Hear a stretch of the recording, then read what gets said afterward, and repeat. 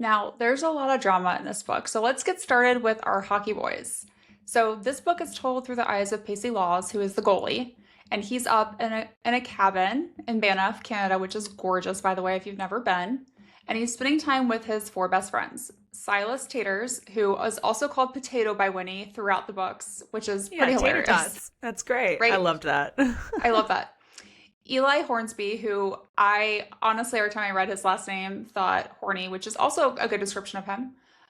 Levi Posey, and then Halsey Holmes. And it's the end of hockey season. Needless to say, they did not win the cup, so they're kind of just up in Canada being grumpy. And Pacey specifically is a little bit more upset than the rest of them, but they're trying to relax all together. The only problem is, well, the first problem is they get up there and the chef can't arrive because it's storming really bad, and they didn't bring any food besides beer and Typical. bologna. Yeah. So, one of the weird things you'll learn about Levi Posey throughout the book, all of the books, is he has a weird obsession with bologna and it carries through as a What? theme. It's a very, like, it's disgusting. I don't understand it, but he loves it. So there's lots Weird. of talk of that throughout the books. But their trip is interrupted when Winnie shows up unexpectedly. So they're, this guy's trip. We're at this, they call it a cabin. It's a mansion It's a that mansion in they, the woods. it's a mansion in the woods. But she gets her car stuck on the mountain and starts walking down the mountain towards lights to see if she can get out of the rain because it's pouring down rain.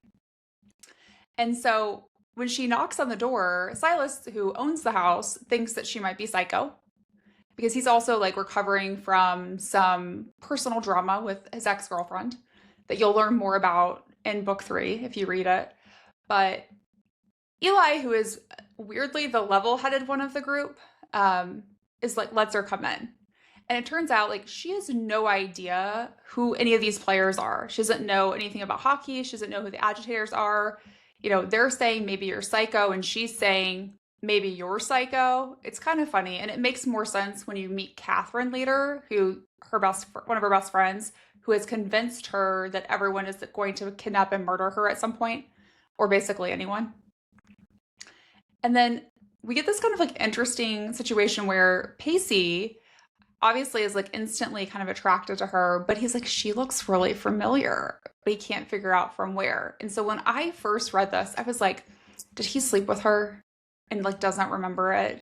Or did like one of the Oh. other guys sleep with her and he does and they don't remember it?